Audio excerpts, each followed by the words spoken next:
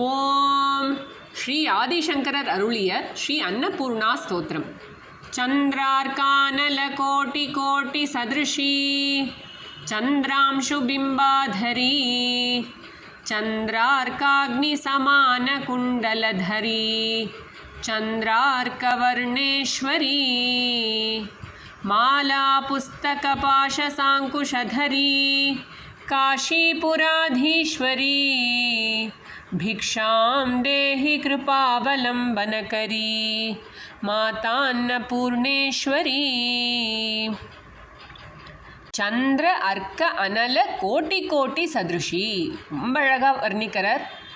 அம்பாளுடைய ஒளி பிரவாகம் எப்படி இருக்கும், அம்பாள் கிட்டேருந்து வரக்கூடிய ஒளி பிரவாகம் நம்ம எப்படி ஒளி பொருந்திய தேஜோமய ரூபமாக நம்ம நினைக்கிறோம் இல்லையா, அம்பாளை தியானம் பண்ணும்போது அது எப்படி இருக்கும்னா சந்திர அர்க்க அனல கோட்டி கோட்டி சதுருஷி. சந்திரனுடைய குளிர்ச்சி, அம்பாள் கிட்டேருந்து வரக்கூடிய அந்த ஒளி பிரவாகம் இருக்கு இல்லையா, அது வந்து குளிர்ச்சி பொருந்தியதாக இருக்குது. அர்க்கனா சூரியனுடைய பிரகாசம் எப்படி இருக்கும், நம்மளால் வந்து ஒரு சூரியனையே நம்மளால் கண்ணால் பார்க்க முடியாது. சூரிய அஸ்தமன நேரம் சூரியோதய சமயத்தில் நம்ம ஓரளவு பார்க்க முடியுமே தவிர, அருணோதயத்தை நம்ம பார்க்க முடியுமே தவிர 12 மணிலெலாம் நம்மளால் கண்ணால் ஒரு சூரியனுடைய பிரகாசத்தையே இவ்வளோ தூரத்துலேருந்தே நம்மளால் பார்க்க முடியாது. இதில் என்ன சொல்கிறார், கோட்டினா ஒரு கோட்டி அப்படின்னு எண்ணிக்கை கிடையாது, எண்ணற்ற அப்படின்னு பொருள். கோட்டினா நீங்கள் நினைக்கவே முடியாதபடியான ஒரு பிரகாசம்னு அர்த்தம். அது மனசால் நம்ம நினைக்கவே முடியாது அப்படிப்பட்ட பிரகாசம். ஆனால் நம்மளால் பார்க்க முடியாது அம்பாளுடைய ரேடியன்ஸ்னால். அதுக்கேற்ற மாதிரி சந்திரனுடைய குளிர்ச்சி, சந்திரன்கிட்டேயும் அவ்வளோ ஒளிக்கிரணங்கள் இருக்குது, ஆனால் அது குளிர்ச்சி பொருந்தியதாக இருக்குது. அப்புறம் அனல சிவந்த நிறம். பொதுவாக வந்து அம்பாளை பல வர்ணங்களில் நம்ம தியானம் பண்ணுறது உண்டு. பல வர்ணங்களில் சொல்லப்படுறா இல்லையா, அம்பாள் வந்து பார்வதினா ரொம்ப வெள்ளை நிறமாக இருக்கிறதாகவும், அப்புறம் வந்து மீனாட்சி வந்து பச்சை வர்ண நிறத்தினளாகவும், அப்புறம் காளி வந்து கருப்பு நிறமாகவும் நம்ம நிறைய சொல்கிறோம் இல்லையா, அந்த மாதிரி. ஆனால் பொதுவாக வந்து அம்பாள்னாலே நம்ம வந்து செம்மை நிறத்தவளாக சொல்லுவோம் இல்லையா. நிஜாருண பிரபாபூர மஜ்ஜத் பிரம்மாண்ட மண்டலா. இந்த என்டையர் சிருஷ்டி, இந்த என்டையர் யூனிவர்ஸ் பிரம்மாண்டத்தையும் அவளுடைய நிஜ அருண, அவளுடைய அந்த ஒளி பிரவாகம் எப்படி இருக்குது, சிவந்த நிறமாக இருக்குது. அந்த ஒளி வெள்ளத்தில் இந்த என்டையர் பிரம்மாண்டத்தையும் அவள் மூழ்கச் செய்திருக்கிறாள். அப்படிப்பட்ட ஒளி பிரவாகம் அப்படின்னு சொல்கிறோம் இல்லையா, அந்த சிவந்த நிறம் அதுதான் இங்கே சொல்லப்படுறது. அதாவது அது வந்து அனலன் அப்படின்னா அக்னி பகவானை சிவந்த நிறத்தை எடுத்துக்கணும், சந்திரனுடைய குளிர்ச்சியை எடுத்துக்கணும், அர்க்கனுடைய அதாவது சூரிய பகவானுடைய பிரைட்னஸ் எடுத்துக்கணும், ரேடியன்ஸ் எடுத்துக்கணும். இது எல்லாத்தையும் சேர்ந்து உங்களால் யோசிக்க முடியாதா, அப்படிப்பட்ட ஒளி பிரவாகம், அதுவும் எண்ணற்ற சந்திர அர்க்க அனலன்னு எடுத்துக்கணும். வந்து அப்படிப்பட்ட பிரவாகமாக இருக்குது, ஒளி பிரவாகமாக தேஜோமயமான ரூபமாக இருக்கா. அப்படிப்பட்ட ஒளி பிரவாகம் ஈடு இணையற்றவள் அப்படின்னு அர்த்தம். நம்மளால் யோசிக்க முடியாதவள், நம்மளுடைய கற்பனைக்கு அப்பாற்பட்டவள்னு அர்த்தம். சந்திர அர்க்க அனல கோட்டி கோட்டி சதுரிஷி. அது போன்று எண்ணற்ற சூரிய சந்திர அக்னியின் ஒளிக்கு சமமானவள். சதுரிஷின்னு அதை போன்றவள் அப்படின்னு அர்த்தம். அதுக்கப்புறம் சந்திர அம்சு பிம்பாதரி. பிம்ப அதரி, அதரம்னா அம்பாளுடைய உதடுகள் சொல்லப்பட்டது. அம்பாளுடைய உதடுகள் எப்படி இருக்கான், சந்திராம்சுனா சந்திரனுடைய அம்சுனா ரேஸ், கிரணங்கள். சந்திரனுடைய கிரணங்கள் எப்படி இருக்குது, குளிர்ச்சி பொருந்தியதாக இருக்குது. அதே மாதிரி அம்பாளுடைய அதரங்களும் எப்படி இருக்குது, அம்பாளுடைய உதடு எப்படி இருக்குது, ரொம்ப குளிர்ச்சி பொருந்தியதாக இருக்குது. பிம்பப்பழம், கோவைப்பழம்னு சொல்கிறோம் இல்லையா, அது சிவந்த கோவைப்பழம் நம்ம ஓப்பன் பண்ணும்போது என்ன செவேல்னு இருக்கும், அந்த நிறத்தில் இருக்க அம்பாளுடைய உதடுகள். அப்படிப்பட்ட உதடுகளை உடையவள். சந்திர அம்சு பிம்பாதரி, குளிர்ச்சி பொருந்திய கோவைப்பழம் போன்ற உதடுகளை உடையவள். அதுக்கப்புறம் அடுத்தது என்ன சொல்கிறார், சந்திரார்காக்னி சமான குண்டலதரி.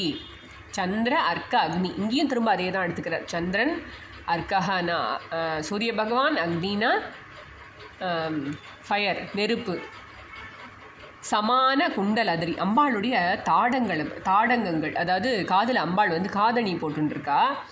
குண்டலங்கள் தரிச்சுட்டு இருக்கா. அந்த குண்டலங்கள் எப்படி இருக்கான், குண்டல தரி அப்படின்னா தரினா தரிச்சுட்டு இருக்கா, போட்டுன்னு இருக்கா, அதை தாங்கின்னு இருக்கா காதில். குண்டலங்கள் எப்படி இருக்குன்னா அது என்ன மாதிரி பிரகாசம், திரும்ப அதே தான் சொல்கிறார். சூரியனை போன்ற ரொம்ப ஒரு குளிர்ச்சி பொருந்தியதாக இருக்குது, நம்மளால் பார்க்க முடியறது. அது வந்து சூட்டை தணிக்கிறதா இருக்குது, குளிர்ச்சி பொருந்திய தன்மை உடையதாக இருக்குது. அதே சமயம் பிரகாசமாக இருக்குது, சூரிய பிரகாசம் போன்ற நல்ல பிரகாசத்தோடு இருக்குது, சிவந்த நிறமாக செம்மையாக இருக்குது அந்த ஒளி. ஸோ அதுக்கு சமமான ஒரு குண்டலங்களை தரிச்சுட்டுருக்கா. இந்த சந்திரன், சூரியன், அக்னி இவாளை நிறைய சொல்கிறது உண்டு. இந்த மாதிரி வந்து அம்பாளுடைய கண்கள், அம்பாள் வந்து திருநயனி இல்லையா, அதனால் வந்து அவளுடைய கண்கள் 3 கண்களும் என்னன்னு கேட்டால் சூரியன், சந்திரன், அக்னி. அப்புறம் அம்பாளுடைய ஸ்தனங்களுக்கு சூரியனையும் சந்திரனையும் ஓமையாக சொல்கிறது உண்டு. அதே மாதிரி இந்த சூரியன் சந்திரனும் என்ன பண்ணாலும் அதற்கு சமமான ஒளி பொருந்திய குண்டலங்களை தரிச்சுட்டு இருக்கா அம்பாள் அப்படின்னு சொல்லிட்டு. இந்த திருவானைக்காவலில் கூட அகிலாண்டேஸ்வரி அம்மன் வந்து ரொம்ப உக்ரமான தேவதையாக இருந்தாளாம். அப்போ வந்து அவளுக்கு தாடங்கங்கள் வந்து அவளுக்கு காதில் அணிவிக்கிற அந்த தாடங்கம்னு சொல்லுவோம் இல்லையா, அதை வந்து ஸ்ரீசக்கரத்தோடைய ஸ்ரீசக்கரம் பதிச்ச ஸ்ரீசக்கரம் ஃபார்மில் இருக்கக்கூடிய தாடங்கம் அதை வந்து ஸ்தாபனம் பண்ணினாராம் ஆதிசங்கராச்சாரியா. அது பண்ணி அங்கே ஒரு கணபதியை பிரதிஷ்டை பண்ணினதுக்கப்புறமா தான் அம்பாள் வந்து சாந்தமூர்த்தியாக ஆனா அப்படின்னு சொல்லிட்டு சொல்கிறது உண்டு. ஸோ அந்த குண்டலம், தாடங்கம் அதெல்லாம் ரொம்ப முக்கியம் அம்பாளுடைய இதுக்கு. பெண்களுக்கே வந்து தாடங்கம் அப்படின்னு காதில் போட்டுக்கிற அணிகள் வந்து ரொம்ப முக்கியம். இங்கே வந்து அதை பற்றி சொல்லப்படுறது. சந்திரார்காக்னி சமான குண்டலதரி அப்படின்னு சொல்லப்படுறது. நம்ம லலிதா சஹஸ்ரநாமத்திலையும் பார்க்குறோம், தாடங்க யுகலீபூத தபனோடுப மண்டலா.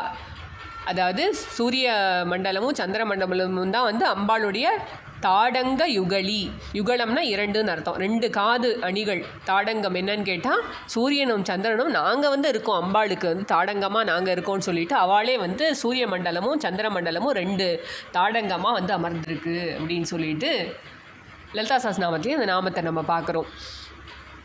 அப்புறம் அடுத்தது என்ன சொல்கிறா, சந்திர அர்க்க வர்ணேஸ்வரி.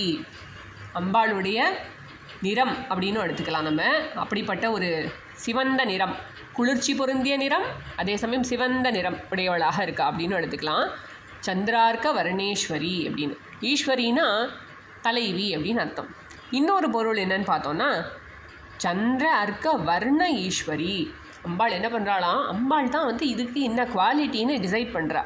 வர்ணம் அப்படிங்கிறதுக்கு குவாலிட்டி, இந்த குணம் அப்படின்னும் சொல்லலாம். இந்த சூரியனுக்கு வந்து இப்படிப்பட்ட இந்த உஷ்ணத்தன்மையும், அக்னிக்கு இப்படிப்பட்ட நிறமும் இந்த தன்மையும், அதே மாதிரி சந்திரனுக்கு இந்த மாதிரி குளிர்ச்சி பொருந்திய தன்மை, வேம்புக்கு கசப்புத்தன்மை, கரும்புக்கு இனிப்புத்தன்மை அப்படின்னு இதில் 2 சொல்லப்பட்டிருந்தாலும் அனைத்தினுடைய தன்மையையும் அம்பாள் தான் டிசைட் பண்ணுறா. எல்லாத்துக்கும் என்ன குணமாக, என்ன ஆற்றலாக அம்பாள் தான் உறைவிடமாக இருக்கா, அதுக்கு அம்பாள் தான் அதில் இருக்கா, அம்பாள் தான் டிசைட் பண்ணுறா எல்லாத்தையும் அப்படிங்கிறதுக்கு. ஈஸ்வரின்னா தலைவியாக இருக்கா அம்பாள் வந்து. இந்த எல்லாம் வர்ண ஈஸ்வரி, எல்லாத்துக்கும் அதனுடைய தன்மையை வந்து டிசைட் பண்ணுறவளா அம்பாள் தான் இருக்கா அப்படின்னு சொல்லிட்டு இதற்கு இன்னொரு பொருளும் சொல்கிறது உண்டு. அப்புறம் பார்த்தோன்னா இந்த விஷயமே, இந்த 3 விஷயமும் எடுத்துட்டோன்னா, இந்த சந்திரன், சூரியன், சந்திரன், அக்னி இந்த 3 பேரும் இல்லாட்டினா இந்த பூமியில் வந்து ஒரு காரியம் நிகழாது. நம்ம பார்த்தோன்னாக்கா சூரியனுடைய கிரணங்கள்னால தான் இந்த உலகத்தில் வந்து உயிர்கள்லாம் ஜீவிதமாயின்ருக்கு. யாருமே உயிரோடு இருக்க முடியாது. சூரியன் இல்லைன்னு சொன்னால் அந்த இடத்துல வந்து ஒன்றும் உயிரெலாம் இருக்கிறது ரொம்ப கடினம் இல்லையா. -57 டிகிரி அப்படின்ற இடத்துல எவ்வளோ கஷ்டப்படுறாங்க. அங்கே வந்து சூரிய கிரணங்கள் இனஃபாக இல்லாத இடத்துல, நார்த்து போல் சவுத்து போல் டைம்லலாம் அங்கெல்லாம் உயிர் வாழறதே ரொம்ப கஷ்டம். இந்த உலகத்தில் எல்லாம் நல்லபடியாக இயங்கி கொண்டிருக்கு அப்படின்னு சொன்னால் சூரியனுடைய உஷ்ணம் நம்மளுக்கு ரொம்ப தேவைப்படுறது. அதில் தான் வந்து பயிர்கள்லாம் விளையிறது, ஸ்ப்ரவுட் ஆகிறது, அதெல்லாம் வந்து மரம் செடி கொடியெல்லாம் இருக்கிறது. நமக்கும் இந்த உஷ்ணம் தேவைப்படுறது. அதுதான் நல்ல ரத்த ஓட்டத்தை கொடுக்கறது, நம்ம உடம்புக்கு நல்ல நரிஷ்மெண்ட் கொடுக்கறது. விட்டமின் டி இல்லாமல் நம்மளால் சிந்திக்கவே முடியாதுன்னு சொல்கிறோம். எத்தனையோ குறைபாடுகள் வருது. சூரிய ஒளி நம்ம மேலே படலைன்னு சொன்னால் நம்மளால் வாழவே முடியாது. ஒரு ரூமில் நம்மளை போட்டு லாக் பண்ணிட்டா நம்மளால் உயிர் வாழவே முடியாது. ரொம்ப கஷ்டப்படுவோம். நம்ம கண்களுக்கு வெளிச்சம், இந்த உடம்புக்கு ரத்த ஓட்டத்துக்கு, இந்த ஸ்கின்னுக்கு, இந்த விட்டமின் டி, இந்த புத்தியின் செயல்பாட்டுக்கு, எல்லா நரிஷ்மெண்ட்டும் நமக்கு சன் காட்லேருந்து வருது. நம்மளுக்கு வந்து நாள் ஃபுல்லாக பார்த்தோன்னாக்கா சூரியனுடைய இயக்கத்தோடு தான் நம்மளுடைய இயக்கமும் நம்ம சிங்க் பண்ணி வச்சுருக்கோம். ராத்திரி ஆனால் தூங்கிடணும். சூரிய அஸ்தமனத்துக்கு அப்புறம் பொதுவாக எல்லோரும் தியானம் ஜபம் அந்த மாதிரி வேலைகள் தான் பண்ணுவாளே தவிர இந்த காலத்துலலாம் யாருமே வந்து ரொம்ப நைட்டு 1 மணி வரைக்கும் முடிச்சுட்டு யூடியூப் பார்க்குறது இந்த மாதிரி விஷயங்கள்லாம் வந்து இயற்கைக்கு அகெயின்ஸ்டு. சூரியன் இருக்கிற வரைக்கும் தான் நம்மளுடைய ஆக்டிவிட்டீஸ்லாம் நிறைய ஆக்டிவிட்டி பண்ணணும். சூரியன் உதயமாகிறதுக்கு முன்னாடி எழுந்துக்கணும். அந்த நேரத்தில் கூட காத்தால எழுந்து பரபரன்னு காரியம் பண்ணக்கூடாது. சூரிய உதயத்துக்கு முன்னாடி பண்ண வேண்டிய விஷயங்கள்லாம் என்ன, நிறையா உட்காந்து ஜபம் பண்ணலாம், தியானம் பண்ணலாம், அமைதியாக இருக்கலாம், செல்ஃப் ரிஃப்ளெக்ஷன் பண்ணலாம். அதற்கான நேரம் அது பிரம்ம முகூர்த்தம்ங்கிறது. அந்த டைமில் அதெல்லாம் பண்ணிவிட்டு அதுக்கப்புறம் வந்து சூரிய உதயத்துக்கு அப்புறமா நம்மளோட சிங்க் பண்ணிட்டோன்னா நிறைய ஃபிசிக்கல் ஆக்டிவிட்டீஸ், யோகா, நிறையா படிக்கிறது, எழுதுறது, நிறையா புத்திக்கு வேலை கொடுக்கறது, ஆஃபீஸ் போயிட்டு வர்றது, சமையல் காரியங்கள் எல்லாம் பண்ணலாம். எல்லாம் நல்லா பண்ணிவிட்டு சூரியன் அஸ்தமனமானோடனே நம்மளுடைய டேயும் ஃபினிஷ் ஆகிடுறது. அதுக்கப்புறம் வெறும் பகவத் சிந்தனை, காதால் ஏதாவது கேட்கலாம், அதோடு அவ்வளோதான். கோவிலுக்கு போயிட்டு வரலாம். அந்த மாதிரி ஏதோ சின்ன சின்ன ஆக்டிவிட்டீஸ் பண்ணலாமே தவிர ஜென்ரலி சூரிய அஸ்தமனத்தோட நம்மளுடைய நாளையும் நம்ம பூர்த்தி பண்ணிக்கணும். அப்புறம் நைட்டெல்லாம் வந்து சந்திரனுடைய குளிர்ச்சி, காம்னஸ் ஆஃப் த மைண்டு. சந்திரனாலே நம்மளுடைய மனசோட ரொம்ப சம்பந்தம் உண்டு. சந்திரன் உதயமாயிட்டான் அப்படின்னு சொன்னால் மனசு காம் ஆகிடும், நல்லா தூங்கிறதுக்கு தயாராகும், ரொம்ப குவைட்டாக ஏதாவது பண்ண முடியும். ஒரு ஜேர்னல் எழுதுறது, அமைதியாக உட்காந்து ஏதாவது யோசிக்கிறது, ஜபம் எழுதுறது, அந்த மாதிரி விஷயங்கள் தான் நம்மளால் பண்ண முடியும். பொதுவாக ஏதாவது லைட் ரீடிங் அந்த மாதிரி விஷயங்கள் பண்ணிவிட்டு பேசாமல் போய் படுத்துக்க வேண்டியதான். இந்த சந்திரனுடைய ஒளினால தான் நைட்டு பார்த்தோன்னா எல்லா மரம் செடி கொடிகளுக்கும் நிறைய நரிஷ்மெண்ட் எங்கேருந்து வரும் அப்படின்னு கேட்டால் சந்திரனுடைய ஒளி. அதுக்கு அந்த குளிர்ச்சி ரொம்ப தேவை. வெறும் சூரியனே இருந்துருந்தால் ஒரு வாரத்துக்கு செடியெல்லாம் வாடி போயிடும். அதுக்கு எந்த அளவுக்கு இந்த சூரிய பகவான் எவ்வளவு அனுகிரகம் பண்ணுறாரோ இந்த பயிர்கள்லாம் இருக்கிறதுக்கு, அதே அளவுக்கு நைட்டினுடைய குளிர்ச்சியும் இந்த செடி கொடிகளுக்கெல்லாம் ரொம்ப தேவை. இந்த குளிர்ச்சி வந்து ரொம்ப அவசியமாக இருக்குது. அது மேலே பனி துளி இது பண்ணுறது, அப்போ தான் செழுமையாக இருக்கும். இது ரெண்டாக எடுத்தா அதுக்கப்புறம் அக்னி பகவான் எப்படி நம்மளுக்கு அனுகிரகம் பண்ணுறாரு எவ்வளோ விஷயத்தில். இதெல்லாம் பக்குவம்லாம் இந்த ஃபுட் கிரெயின்ஸ்லாம் விளைஞ்சு கொடுத்து சூரிய பகவான் சந்திர பகவானுடைய அனுகிரகத்தில். ஆனால் இதெல்லாம் நம்ம அப்படியே சாப்பிட முடியாது. இதெல்லாம் நம்ம பக்குவப்படுத்தி சாப்பிட்றதுக்கு, இதெல்லாம் சமைச்சு சாப்பிட்றதுக்கு யார் நம்மளுக்கு உதவி பண்ணுறா, யார் நம்மளுக்கு அனுகிரகம் பண்ணுறா? இந்த அக்னி பகவான் தான். அக்னி பகவானுடைய அனுகிரகத்தில் தான் நம்ம உணவை சமைச்சு சாப்பிட்றோம் இல்லையா? எத்தனையோ காரியங்களுக்கு அக்னி பகவானுடைய அனுகிரகம் நம்மளுக்கு, யாகம் பண்ணுறதுக்கு, பூஜைகள் பண்ணுறதுக்கு, விளக்கேற்றுறதுக்கு, எல்லாத்துலேயும் அக்னி பகவானுடைய அனுகிரகம் தேவைப்படுறது. ஆரம்பத்துலேருந்து முடி வரைக்கும் 3 பேருடைய அனுகிரகத்தில் தான் நம்மளுடைய வாழ்க்கையே நடந்துட்டுருக்கு. ஸோ அம்பாளோட இவள் வந்து எவ்வளவு கனெக்டடாக இருக்கா, அம்பாளுடைய திருநயனங்களாக இருக்கா, அதுக்கப்புறம் காதில் தோடாக இருக்கா, அதுக்கப்புறம் அம்பாளுடைய ஒளி எப்படிப்பட்டது அப்படின்னு கேட்டால் அதை நம்ம இவாளோட சம்மந்தப்படுத்தி சொல்கிறோம் வந்து. அப்புறம் பார்த்தோன்னா மாலா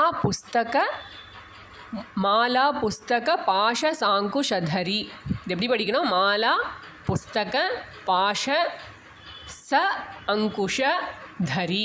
தரின்னா தரிச்சுட்டு இருக்கா. அம்பாள் என்ன கையில் வச்சுட்டுருக்கானா, ஒரு கையில் மாலை வச்சுட்டுருக்கா, ருத்ராட்ச மாலை வச்சுட்டுருக்கா. ருத்ராட்ச மாலைனாலே மெடிடேஷன், கான்சன்ட்ரேஷன், ஜபம் பண்ணுறது, மனசை வந்து ஒருமுகப்படுத்துறது, பகவான் இடத்துல வைக்கிறது, அதெல்லாம் அதுக்கு குறிக்கிறது இல்லையா? அதை கையில் வச்சுட்டுருக்கா. இன்னொரு கையில் புஸ்தகம் ஸ்டாண்ட்ஸ் ஃபார் நாலேஜ். வேதங்களை கையில் தரிச்சுட்டுருக்கா. ஞானஸ்வரூபமானவள் அம்பாள், அதனால் கையில் புஸ்தகம் தரிச்சுட்டுருக்கா. ஸோ நம்மளுக்கு ஞானத்தை வழங்குபவள், அதனால் புஸ்தகத்தை வச்சுட்டுருக்கா. நம்மளுக்கு ஞானம் வேணும்னா யார்கிட்ட சரண்டர் பண்ணணும்? அம்பாள் கிடத்தில் சரண்டர் பண்ணால் நம்மளுக்கு ஞானம் கொடுப்பா. அதுக்கப்புறம் பாஷ ச அங்குஷதரி. ஒரு கையில் பாஷம் வச்சுட்டுருக்கா, இன்னொரு கையில் அங்குஷம் வச்சுட்டுருக்கா. நம்ம இந்த நாமத்தை நம்ம லலிதா சஹஸ்ரநாமத்துலேயும் பார்த்துருப்போம். ராகஸ்வரூப பாஷாட்யா குரோதா அங்குஷ உஜ்வலா அப்படின்னு படிச்சிருக்கோம். இங்கே பார்த்தோன்னா ஒரு கையில் பாஷம் வச்சுட்டுருக்கா. பாஷம் எதை குறிக்கிறது? அட்டாச்மெண்ட்டை குறிக்கிறது. உலகத்தில் எல்லாத்து மேலேயும் பற்றுனால தான் நம்மளுக்கு கஷ்டமே வருது. உலகத்தில் பொருள் மேலே பற்று, உறவுகள் மேலே பற்று, குழந்தைகள் மேலே பற்று, வீடு மேலே பற்று, பதவி மேலே பற்று, நம்ம கிடைக்கக்கூடிய பேர் புகழ், இதன் பின்னாடி தான் நம்ம ஓடின்னு இருக்கோம். கீர்த்தி, நல்ல கீர்த்தி வேணும், நல்ல புகழ் வேணும், நமக்கு நிறையா பதவி வேணும், நிறையா உறவுகள் வேணும், எல்லோரும் நம்மளை கிரேட்டுன்னு சொல்லணும். நிறையா பைசா இருக்கணும், பொருட்பற்று, நம்ம உடம்பு மேலே அவ்வளோ அபிமானம், நமக்கு வயசாகக்கூடாது, தலையில் முடி நரைக்கக்கூடாது அப்படின்னு ரொம்ப பிடிச்சி வச்சுட்டு இருக்கோம். என்னுடைய கால், என்னுடைய விஷயம், என்னுடைய ட்ரெஸ்ஸு, என்னுடைய நகைகள், என்னுடைய காருன்னு எல்லாத்து மேலேயும் அபிமானம் வச்சுட்டு இருக்கோம். அந்த அம்பாள்கிட்ட அது கையில் வச்சுட்டு இருக்கா அம்பாள் இந்த பாசத்தை நம்ம வெல்லணும் அப்படின்னு சொன்னால் என்ன பண்ணணும்னு கேட்டால், அம்பாள் இடத்துல நம்ம மனசை வைக்கணும், நம்ம சரணாகதி பண்ணணும். பகவான் இடத்துல சரணாகதி பண்ணால் மட்டுமே தான் நம்மளால் இந்த ராகத்தை வெற்றி கொள்ள முடியும். இதற்கு பேர் ராகம்னு பேர், எக்ஸ்ட்ரீம் அட்டாச்மெண்ட். இதனால் நம்மளுக்கு நிறைய துன்பம் வருது. வாழ்க்கையில் அத்தனை துன்பங்களுக்கும் காரணம் என்னன்னு கேட்டால், இந்த பாசத்தின் நம்ம எல்லாத்து மேலேயும் வைக்கிற அளவு கடந்த அபிமானம் தான். பற்றற்றான் பற்றினை பற்றுக, அப்பற்றினை பற்றுக பற்றுவிடற்கு. பற்றற்றான் பற்றினை பற்றுக. பகவான் இடத்துல நீ பற்ற வைக்கணும்னு இருந்தால், உனக்கு உண்மையாகவே பற்று வைக்கணும், அட்டாச்மெண்ட் வேணும்னா யார் மேலே அட்டாச்சாக இருக்கணும்? பகவான் இடத்துல அட்டாச்சாயிரு. பற்றுவிடற்கு அப்பற்றினை பற்றுக. உனக்கு பாக்கி எல்லா அட்டாச்மெண்ட்டும் போகணும்னா நீ அவனை பிடிச்சிக்கோ. நீ அவனை பிடிச்சிண்டியானா நீ வாழ்க்கையில் மற்ற பற்ற விடுறதுக்கு அது ஹெல்ப் பண்ணும் அப்படின்னு திருவள்ளுவரே சொல்கிறார். அதுக்கப்புறம் இன்னொரு கையில் என்ன வச்சுட்டுருக்கா? அங்குஷம் வச்சுட்டுருக்கா. அங்குஷம்ங்கிறது இந்த எலிஃபெண்ட் எல்லாம் கண்ட்ரோல் பண்ணுறதுக்கு கையில் அந்த பாகன் ஒரு கோட் ஒன்று வச்சுட்டுருப்பான். அதை வச்சுருந்தா காது கிட்டக்க இப்படிலாம் பண்ணுவான். அப்போ அது கண்ட்ரோல் பண்ண முடியும். அந்த யானையை மதம் பிடிக்கும் போதெல்லாம் அந்த கோட் வச்சு, அந்த அங்குஷத்தை வச்சுருந்தா அவன் வழி நடத்துவான். அதே மாதிரி நம்மக்கிட்ட என்ன அங்குஷம்னு கேட்டால், எக்ஸ்ட்ரீம் கோபத்தை குறிக்கிறது. அகங்காரத்தினால ரொம்ப கோவப்படுறோம். நம்ம எல்லாத்துக்கும் தேவையில்லாத கோபம். நம்ம ஆசை நிறைவேறலாட்டினா அடுத்தது என்னென்னா கோபம். ரொம்ப தீமை பயக்கிறது. கடுமையான சொற்களை யூஸ் பண்ணுறோம், எல்லாரையும் வெய்யறோம், எல்லாரையும் தேவையில்லாமல் ரொம்ப திட்டி தீக்கிறோம், இதனால் புறங்கூறுறோம், நிறையா பின்னாடி பேசுகிறோம், பேக்பைட் பண்ணுறோம், ஜெலசி ஃபீலிங் டெவலப் பண்ணிக்கிறோம். இதெல்லாம் எதனால்? இதெல்லாம் மொத்த உருவம் என்ன? இந்த கோபத்தினால வருது. இந்த கோபத்தை இன்னொரு கையில் வச்சுட்டுருக்கா அம்பாள். என்ன பண்ணியிருக்கா? எல்லாத்தையும் கையில் கண்ட்ரோலில் வச்சுட்டுருக்கா.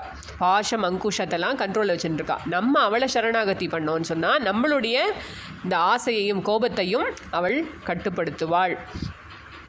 அவள் வழிக்கு கொண்டு வருவா. எல்லாம் தேவையான இடத்துல அதை இன்ஸ்ட்ருமெண்ட்டாக யூஸ் பண்ணுறபடி நமக்கு ஹெல்ப் பண்ணுவா. எங்கே அதை அளவு மீறாதபடி, கோபம் எங்கே எக்ஸ்ப்ரெஸ் பண்ணணுமோ, தர்மமான விஷயத்துக்கு நம்ம ஒரு விஷயத்துக்கு கோவப்படணும் அப்படின்னு சொன்னால் கோவப்பட்டு தான் ஆகணும்.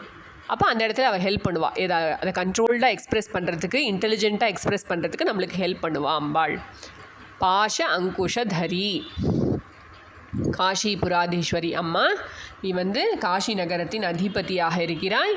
நீ கையில் என்ன தரிச்சுட்டு இருக்க? கையில் ஒரு கையில் மாலை, ஒரு கையில் புஸ்தகம், ஒரு கையில் பாஷம் அங்குஷம், இதையெல்லாம் தரிச்சுட்டு இருக்கேம்மா. நீ அன்னபூர்ணா தேவியாக இருக்க. நீ எங்களுக்கு பிக்ஷை அளிப்பாயாக. கிருப்பா அவலம்பனகரி அம்மா, நீ தான் அவலம்பனகரி அம்மா, நீ தான் கருணை கடல், நீ தான் எங்களுக்கு ஆலம்பனம், நீ தான் எங்களுக்கு பற்றுக்கோடாக இருக்க, விழுத்துணையாக இருக்க. அதனால் அம்மா நீ தான் எங்களுக்கு பிக்ஷை அளித்து எங்களை காப்பாற்ற வேண்டும். உலகத்தில் இருக்க எல்லாருக்கும் பிக்ஷை அளி. யாரும் உணவில்லாமல் ஒரு குழந்தையும் கஷ்டப்பட வேண்டாம், ஒரு வயது முதிர்ந்தவர்களும் கஷ்டப்பட வேண்டாம். உலகத்தில் எல்லா ஜீவராசிகளுக்கும் உணவு கிடைக்கட்டும். மனிதர்கள் மட்டுமல்லாமல் எல்லா ஜீவராசிகளுக்கும் வேண்டிய அளவு உணவு கிடைக்கட்டும். எல்லாரும் சந்தோஷமாக உயிர் வாழட்டும்.